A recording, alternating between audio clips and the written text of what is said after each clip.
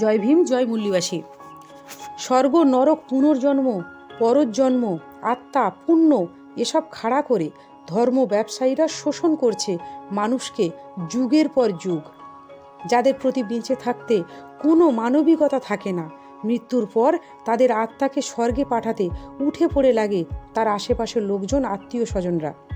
কোনো যুক্তি নেই, বিজ্ঞান নেই, এটাই উদ্দেশ্য লোক দেখানো, অন্যকে জানানোর আমরা বাবার শ্রাদ্ধ করছি, আমরা বাবাকে স্বর্গে পাঠাচ্ছি। শ্রাদ্ধ করলে বাবা মার আত্মা স্বর্গে যায়। আচ্ছা, আপনারা যারা শ্রাদ্ধ করছেন তারা কি বলতে পারবেন এর কোনো প্রমাণ আছে আপনার বাবা মা আত্মা স্বর্গে গিয়েছে কি না? আপনি তো লক্ষ লক্ষ টাকা খরচ করে আপনার বাবা মাকে শ্রাদ্ধ করছেন। আপনার বাবা মার আত্মা স্বর্গে পাঠাচ্ছে ব্রাহ্মণ, মা বাবার আত্মা স্বর্গে গিয়েছে কি না সে খবর আপনারা রাখেন? যার অর্থ আছে সে বিলাসিতা দেখাচ্ছে, যার অর্থ নেই সে গলায় গামছা ঝুলিয়ে ভিক্ষে করেও শোষণ যন্ত্রে পিষ্ট হচ্ছে, মানে ব্রাহ্মণদের সাজানো ষড়যন্ত্রে পা ফেলছে। ভিক্ষে করে হলেও তাদের ঝুলি ভর্তি করার জন্য বাবা মা শ্রাদ্ধ করতে হবে।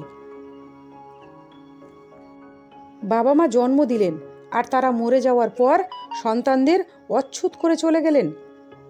সেই দোষ কাটাতে একদল লোককে ভাড়া করে এনে চাল কলা দান দক্ষিণা দিতে হচ্ছে বাবা মায়ের আত্মা স্বর্গে পাঠানোর জন্য। কি জঘন্য এই ব্যবস্থা, কি জঘন্য এই নিয়মকানুন। বংশ পরম্পরায় ঠকাচ্ছে মানুষকে একদল ব্রাহ্মণরূপী লোক, আর আমরা সেই বংশ পরম্পরায় মাথা পেতে নিচ্ছি। এর বিরুদ্ধে কি কোনো প্রতিবাদ নেই? তবে হ্যাঁ, বর্তমানে হাজারো হাজারো মানুষ ব্রাহ্মণদের ষড়যন্ত্র থেকে সরে আসছে। তারা শ্রাদ্ধ নয়, শ্রদ্ধা অনুষ্ঠান করছে বাবা মাকে। আপনারাও আপনাদের বাবা মাকে শ্রদ্ধা অনুষ্ঠান করুন।